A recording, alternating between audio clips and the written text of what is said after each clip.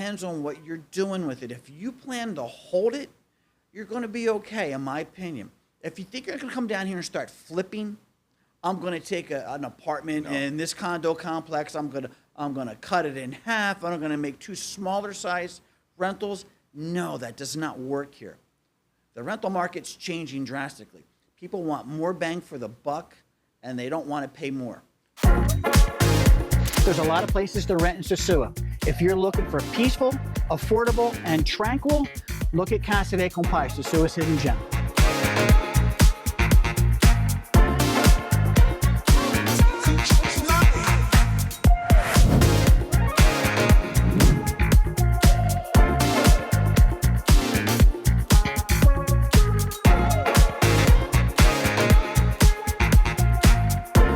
When you're ready to reserve at Candid Compai, my contact information is in the description down below.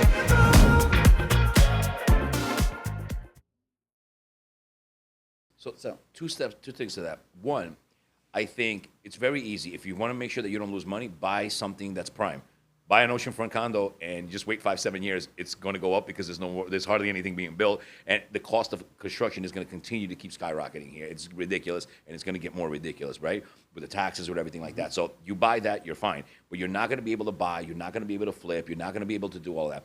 The other thing, I think, a huge problem that has happened here in the country itself, and even more in the East than here maybe, the Airbnb market. Oh, so many people are buying, I'm going to Airbnb it and all this. Listen, supply and demand, right? Okay, if you're buying, again, an Airbnb on Kite Beach, you know you've got a set market. They're coming there for the sports, and those guys spend money and everything, right? It's like I learned something in the marina when I was living in Cap Cana. They said, you know who spends money here in Cap Cana, like in all the $1 million apartments and mansions? Golfers. Golfers spend money, kiteboarders spend money, but they said the guys that come and fish, they sit there on their $3-4 million boats, they go out, they come back, they grill in the back, they spend no money, right? So that's what it is. So if you're buying a condo and you know that you're going to buy it in Airbnb on Kite Beach, or you're going to do something like Hilltop here or whatever on the ocean, right? You know you're going to get a large pool of the people that are looking to Airbnb. But if you've got a basic 1-bedroom with a basic pool in the hills and you think you're going to make a killing with that on Airbnb, you're not. The other thing that nobody really talks about, and I've brought this up a lot of times, when you're buying a property, and whether you're buying into Airbnb, and that's your initial thought process, right? Be very careful of one thing, the build. And I'm not talking about the quality build, I'm talking about the layout. I'll tell you what I've seen.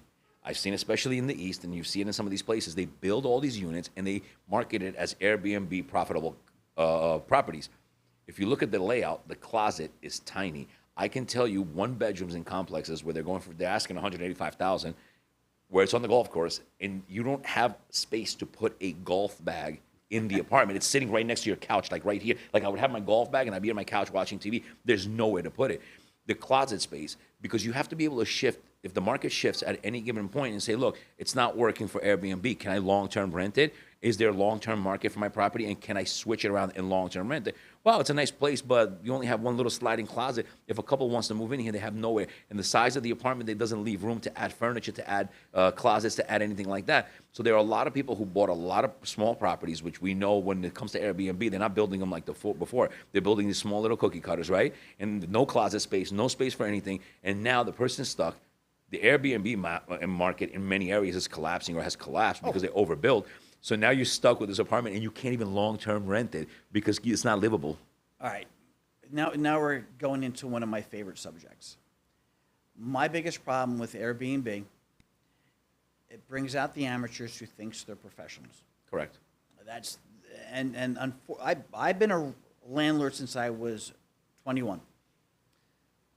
I've have a lot of time dealing with tenants, understand what they want, they're changing the markets.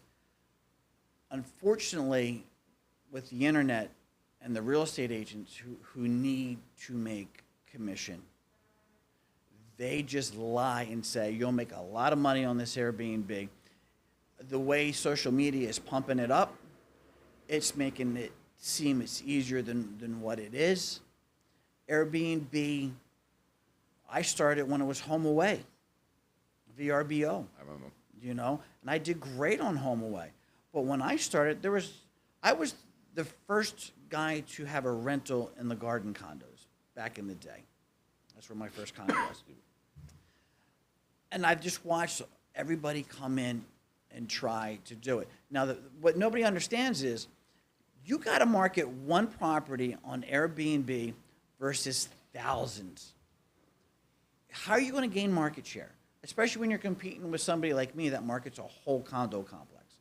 If I see change coming in the market, I'll put a cigar lounge in. I'll put a bar. I'll redo the barbecue area. I have that leverage to do that.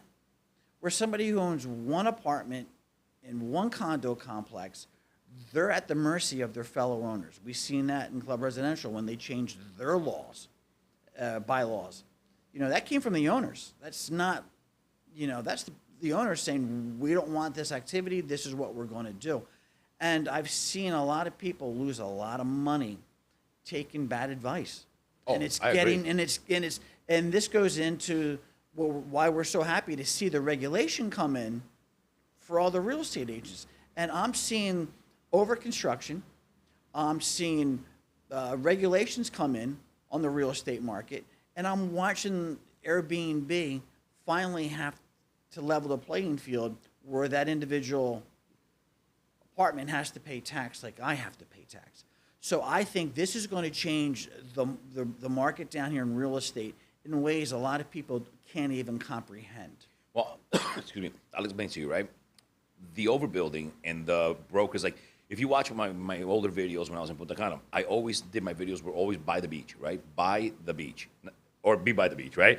Because I felt like as Punta Cana, for example, as any area gets overdeveloped, if you have access to the beach, and especially in an area where beach access is almost non-existent, right? Unless you can walk to the beach, you have some kind of beach access, whether they're suing each other now or whatever, that's irrelevant. That's what's going to hold the most amount of value. Obviously, if the apartment is designed like crap, then you're screwed, right? But anyway, you have the beach. When they're overbuilding, and I see, and I'm going to tell you, who got hit really hard, who's going to get like really up the creek without a paddle? Dominicans from abroad. When that money was out, when that free money came out the first 2 years, so the real estate market, I got to tell you, I could have put a cardboard box in Punta Cana by the beach or here from 2020 when they opened up that May, June, up until June of 2022. I smelled, that's when I started closing offices, June of 2022. The free money was over in the States, in North America. Everything started shifting. I smelled it. My agents were making so much money doing nothing that it was just like, now they have to work. So I started closing because I could see that I'm not going to do the sales that I was doing before because the market shifted, right? But especially Dominicans from abroad, they were sold these Airbnb dreams. And I'm looking at the property. I'm like, you do realize that even though the beach might be 3-4 kilometers away, you're going to go through 1 hour traffic just to find, and then you can't find parking within a kilometer of the beach. Like, they don't realize that. So yes, they build these complexes, and what they do is they played on North Americans, let's just say, right, on their, like, oh my God, an apartment, look how it's new, and it's got a pool, and it's got a gym, and of course we love that, especially if you're coming from North America. Those things are luxuries. We thought of that in Florida. That was your old dream of going to Florida, right? So it's like, oh my God, yeah, this is great. People are gonna want to Airbnb it. But let me break it down a little bit. There's over 11 million, 11 million people, they say, come a year or something like that? Here, right? 11 million, right? Okay, remove 3-point-something million of people, of those people that come on the cruise ships. They don't count, right? Then you have to start removing Dominicans that have dual citizenship that are coming here to see their family, that's coming to see all that kind of stuff. Then remove all the resort people in the entire island. Yes, there are a lot of them are coming through Punta Cana, but remember, Punta Cana is more affordable than the airport here. So you've got people, far. yeah, and so you got people flying in there that come in different parts of the country, right? They sell you this, like, oh, 11, it's growing every year, but also every year, how many more new resorts are they opening, right? So if it grows by 1 million, 600,000-700,000 of those people are going to the resorts, to the new resorts that they're marketing, right? So they sold this dream to Dominicans abroad. They all put that free money when they came in, all that was bonuses or whatever the government was giving, and they put that all because the prices were great. Whoever bought during the pandemic, they doubled their money in Punta Cana. I'll just tell, in here, anywhere, right? Oh, yeah. Everybody doubled, right? But with that being said, nobody thought. They just said, wow, new construction, paradise, pool, great. Okay, gym, wow, okay. But like in the complex that I lived in, there were over 400 units just in my complex. Small units, cute, but not like I read. Like it wasn't like ultimate. Like, yeah, the pool was nice and everything, right? Cool.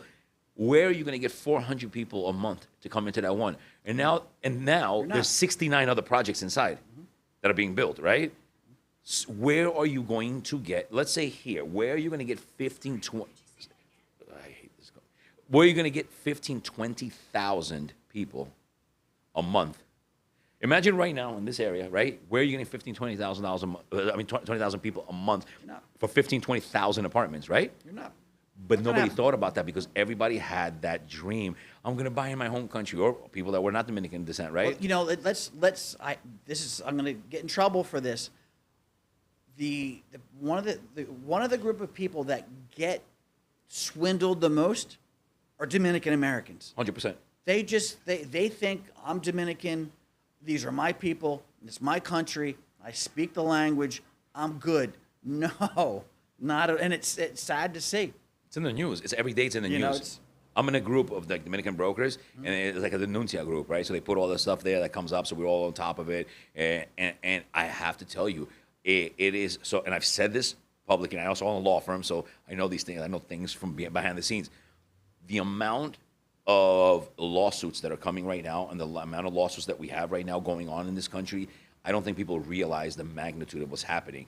The North Coast has been spared in part, right? Because here, it just hasn't happened like that. You know, there's one developer, they're building all everywhere. You know, yeah, I know some people or some projects here, I'm not going to name them, but they are like delayed and things like that.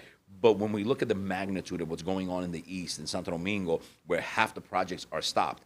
So I'll explain something to maybe people don't know. Yeah, because this is something that I know nothing. Like I said, I don't know anything about Punta Cana. It's that bad going on. Yes, because what happens... Is it hitting a crisis point? Correct. Yes, it's a quiet crisis that nobody's talking about in the government. Every time something comes out, 1,200 people here got scammed. This project is not being developed. The bank took this one back over here. They put up in the news, yes, the number one place to invest where your money's secure, invest here in the news because they own the media outlets, right? So they're combated, the propaganda is being combated. I think it was like last year, like 45 or 50% in Santo Domingo of the projects under construction were stopped. And I'll tell you what's going on also, right? The people don't know. Well, running out of money, No. running out of laborers. Yes and no. So I'll explain a couple of things. It's almost like they created their own perfect storm, right? When the new Imagine that. when the new head of immigration took over about a year and change ago, right? That's when the mass deportation started here. They deported at least 345,000 people last year, Haitians. 345,000. You know that number. Yeah, it's online. It's everywhere. You can Okay. look at it. I was debating this in one of my WhatsApp groups, right? Over 300,000 deportations. Do they come back eventually? Sure. Yes. Sure. They have 10,000 you're back in. What it has created is a lack of workforce because I've never met a Haitian that doesn't work in this country, right? They're all working and they're all doing something. They're the backbone. Exactly. So what happened is you see them in Punta Cana on the highways, Moreno, immigration chasing them down. They're jumping out of trucks. They were shooting at them downtown Punta Cana on the work sites and everything. Crazy stuff happened, right? So now the Haitians that are still working, now they're going to get double sueldo because you ain't got workers, so you got to pay us, right? So number one, that stopped a lot, all the immigration raids and everything like that. Number one.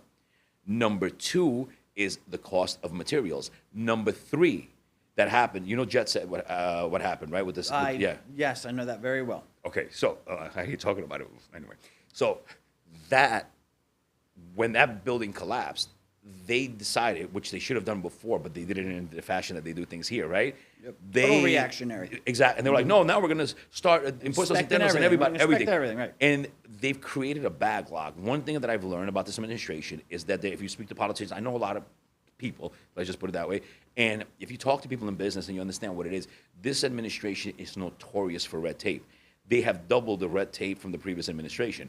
So they're like, okay, in theory, they want to, okay, we got to check the buildings. What I don't know if you saw, like a coronel just died in Punta Cana. He was on his building. He leaned against the glass. And I used to live in an apartment just like that in Punta Cana. And I was like, man, I'm not leaning on this thing. And he fell over, right? So they started to say, okay, we're going to start looking at construction. We're going to look at permits. We're going to look at all these things, right? But that just created a massive backlog. So you've got impuestos internos, you got the Department of like buildings and all these things backing up all your paperwork and construction. You got a much lower workforce right now, and you got rising costs of goods. So if you haven't, if you don't have Confitur, or if you haven't bought your stuff and have it in Almacén, right now your original cost at this year and a half catches up to you. And now if you've delivered and you got to pay monthly to the people right there, boom, Done. there you go. No, you need to talk more about it. But no, if I don't know about it, I'm not talking about it. Or I'll bring somebody in who knows a lot more than I do. You know, that's, for me, there's one thing a lot of people don't understand about the Dominican Republic. It takes forever to get stuff done. I mean, just go get your cedula. you know, that's an issue by itself. So if they're bringing in more red tape, my lord. Well, even that, like, you know, I'm very open about that. Like, I have a court date with Migración next week. I had to go to court because they refused to respond on something. I've had 2 visas. That's another issue that people don't understand. If you've had your residency in this country from the past, right, before they started this whole 2-country system or whatever, oh, you're blessed. I mean, you got in on the right time, right? Like I got my first year permanent this year. Okay. Because one of the things I hate is going to Santo Domingo and just doing that whole routine. It's for me, it's an all-day thing, you know, and it's a pain in the ass. But the actual paperwork's easy. I just do it all online, go into my portal for immigration, upload all the pictures, background check, boom, done. So here's the thing, what I'll explain to you, even from like a legal standpoint, right? I apply 80-20 rule to what I've seen here, right? And I've been in these expat groups for, you know, since I got here, whatever, 10 years ago, whatever. So here's what happens, 80-20, right? Some people get very lucky. Like, okay, you're John, you were born in Wisconsin, you get your paperwork in Wisconsin, you qualify for this, boom, boom, boom, and you do it, right? And you're good, right? Or you're from New York, you marry a Dominican, you're getting it through family, whatever, Yeah. boom. There's 20% of the people that get it like that, right? But the gaslighting of that I see all the time from people, even the locals, I was like, no, our system here is very easy. No, it is one of the most difficult systems on this planet that I know of, and I'll explain to you why, because there are varying factors, right? And it's happened to me, and it happens to people. I have people that I know. I remember talking to this one guy, the Argentinian guy from Miami that owns a restaurant, 2 restaurants in Punta Cana. He was like, Mario, I'm on my 3rd FBI report. You know what that means? Every 6 months it expires, so he had to go back. He's at least 18 months, and not counting the time in between. So here's what happens. And I spoke to somebody else recently in Canada. They gave him the All paperwork. right, what's the time? Because you said before there's a time frame. A lot of things expire within 6 months. No, year-wise. Because I started my cedula back in 2016. Mm-hmm. Is when I started my cedula. It took me a year and a half to get it. Right, because it's just the process is crazy. Because here's what they do now, right? Well, you would think with all my properties I owned, I'm well over the investor amount. But because I bought this property and I bought this property, and then I built Casa de Compai Phase 2 at this, they wouldn't combine the total sums. I needed one purchase to be over that. And at that time, right, because I'll tell you how it works now. And how it works 95% of the time, but there's always like there's always, you know. Mm-hmm. All too well. Right. Everybody here can have a red roof, but you can't have a red roof Right. type of thing, right? So now the way they do it now, they say that you do it by investment, but what they want you to do, they want you to put it under an SRL because impuestos internos on top of everything, and they want 5 years closed of those taxes. You can apply, you could do all that, and then they'll deny you.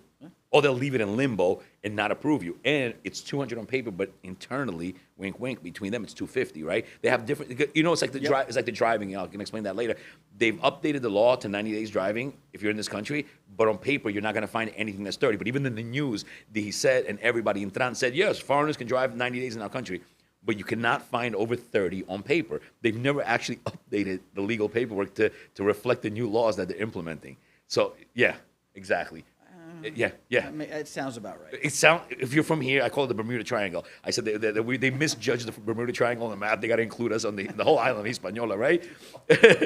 So, you know, if you understand that we live in the Bermuda Triangle, do it, right? That was an epiphany moment right there. No, I have a whole group and we talk about this stuff, and we call it life in the triangle, right?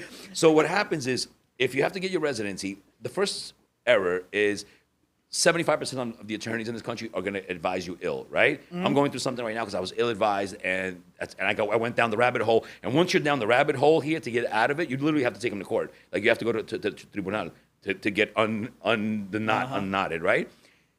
But I went through somebody that works with me that they try to do it in Canada. They give you the paperwork, and I've had this happen with Ede Norte here with my light bill. They give you the requirements, and I remember telling Ede Norte, I was like, go talk to your manager. I have to close my business account that I have. Make sure these requirements are up to date. 15 minutes later, no, sorry, these are not the right requirements. I got to get you new ones. So this applies to all the logic that goes on here, right? I'm doing this. I have the same problem with Ede Norte now. Exactly. So me, like when I applied the first time, they forgot about my paperwork for a year. I went back after a year. I was arguing with my ex-wife, and she was like, oh, you want to speed everything up? I'm like, it's a year. Something's wrong. I go there. They're like, what paperwork? I'm like, my paperwork. You have all my paperwork here. They're like, no, come back tomorrow. The next day, they're like, oh, yeah, we found it right here. So notorious for doing that. They give you the requisitos, but they don't explain in detail how. And people are like, oh, I got my birth certificate. Was it apostolated? No. Which birth certificate do you have? Oh, the one I've had for the last 20 years. No, you got to get an updated one. gotta Oh, be but I from the wasn't state. born in this country, but I have citizenship. No, you got to get a consulate from your country, get it apostilated, then get it translated. Oh, did you translate it at the consulate? No. I got a more affordable translation somewhere else. Well, they might accept it. They might not accept it later on in the second vuelta here in Santo Domingo. So all this stuff that happens, 80% of the people have issues, and we see in the comments and Facebook and everything. And out of those 80 that have issues, 80 eventually throw in the towel. This is why Dominican Republic created the overstay program, right? And there's a reason why the majority of people don't have Just residency, say it. right? Yep. I would say 90% people don't have it, right? It's a money grab. Because the process is so, and you can qualify, you can have everything, and then all of a sudden they take too long and they didn't get back to you, and then they say, hey, they write us on WhatsApp, oh, who's processing this? Oh, we don't know what, oh, now this expired, now you got to catch a flight, go, and people are like, you know what, they're tired. And I can tell you, I'm going back right now next week to Panama to get my residency. I don't live in Panama, and I'm getting my cedula on my third residency, so I had the 6 month, 2 year, then now I'm getting my permanent one already, and I'm going to get my cedula. Straight, boom, boom. So I can tell you in other countries, Colombia, they complain a little bit, but they have their little residency and they get their stuff. The system here keeps people from getting their residency, and that's why you see so many people that don't have their paperwork here, because it's an exhaustive, like la vuelta, like the spin. It's a revolving door. You're constantly spinning. Oh, no, but you got this, but did you get that? Did you put that? Where's the say? But Where's it's the even worse because with every change of administration, they change the rules. Correct. So, and a lot of people get, especially if you're doing it right on an election year. Listen, I did it right as they were changing the administration. It happened to me. I get my visa in New York. I did it all myself, right? After being screwed over by people, giving money to lawyers, I figured it out. I went there. What do you call it? They actually ended up liking me a lot at the end because I'm super talkative. I walk in there, whatever. I get the residency. I come in, right? So I'm in Santo Domingo. I'm in the back over there, doing my thing over there with somebody that I got hooked up, whatever. Everything's great. I'm like, all right, I'm getting my settled. I'm getting everything. Where is your acto de naturalización? I was born in Romania, right? Where's your naturalization papers? I'm like, well, I never got it because I did it through my parents as a kid. I said, but I got a U.S. passport. No. That's it. It died. My process died right at that moment. Nobody could help me. I'm like, but you guys do have to understand that paper. No, and I have that paper now. Nobody asks for that paper once you have a passport. The passport is the end all. You need that paper usually to get your first passport. Once you have your first passport, nobody cares about that, right? So I had to spend $7,000 in over 2 years waiting from Homeland Security for that paper. And actually when I got sworn in again and everything as a citizen and all that. But my entire year, I was trying to figure out how to fix it. Then 2 years and change. So 3 years and change after. But then I was like, why did you guys give me my visa? Why did you charge me everything? Why did you I got my residency visa and my passport. Why only to get screwed over when I get here? No, but that's a requirement. On nothing they ever gave me. Then I go to immigration, it's written right there in the front on Santo Domingo on George Washington. They're like, yeah, we have it here. It was during the change of administration. So they weren't even asked. And think about this, right? If I'm missing this key element, right, this key paper, why would you approve me?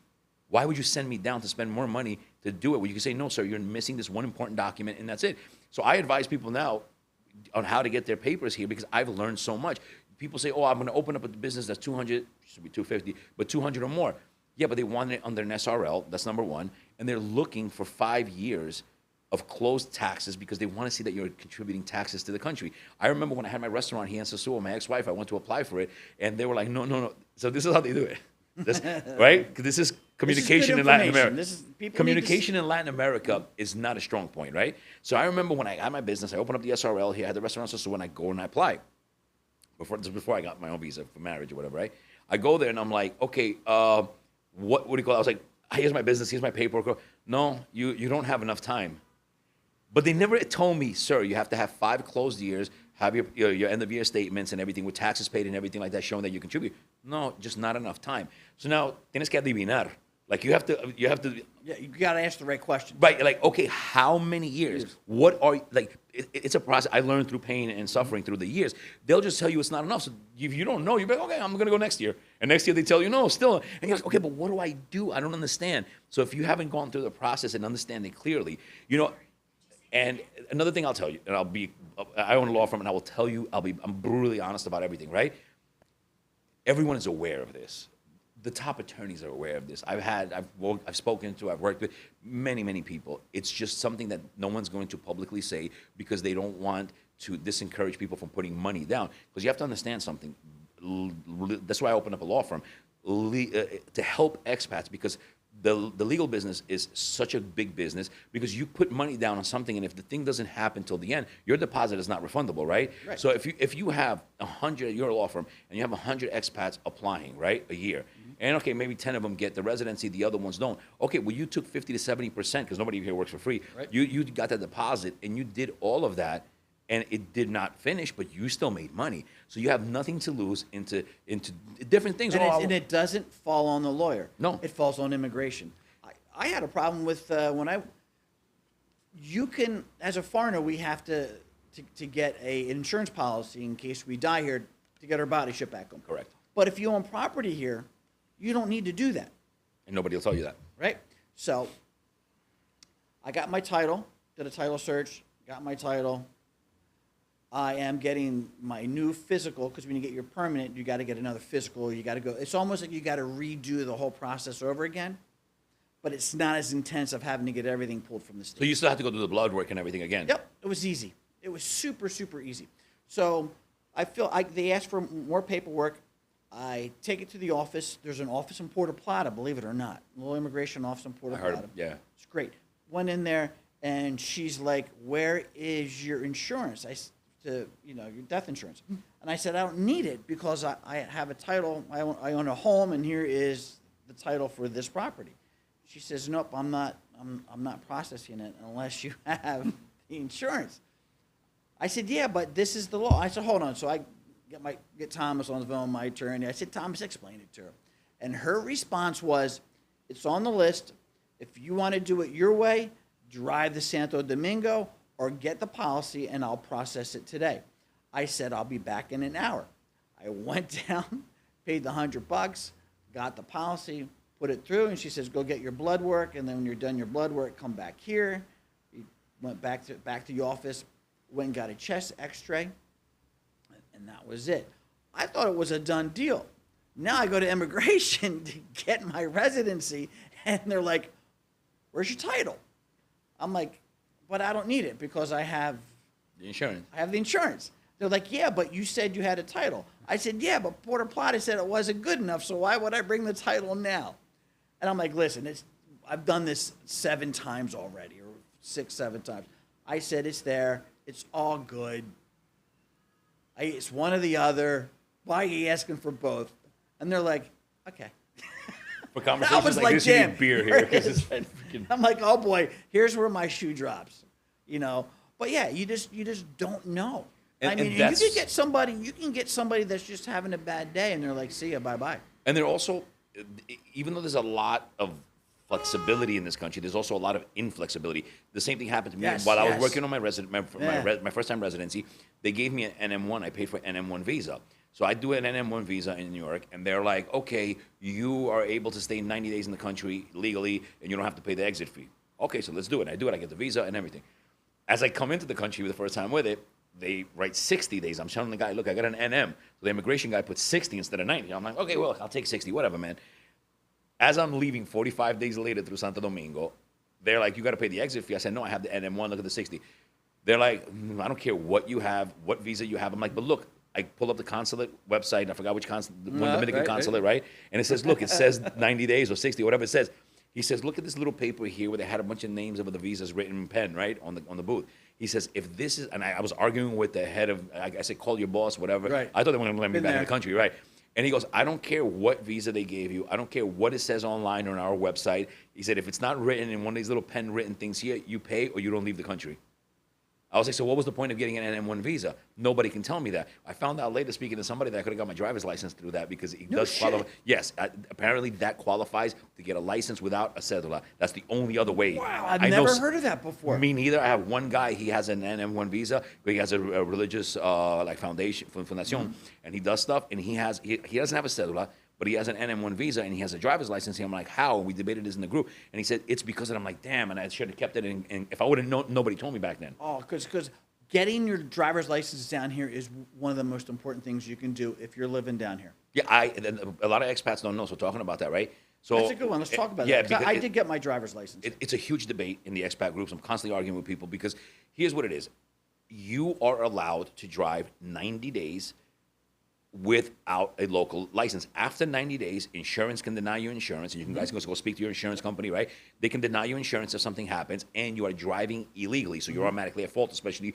if you hit a Dominican. You're done, right? If it's not between expats, right? Say somebody can run into the back of you, and the judge. I guarantee you, the judge is going to say, if you weren't here, this would have never happened. You're at fault. And yeah, you- but he ran into me. And you have Doesn't matter. you're an invalid driver, right? Now,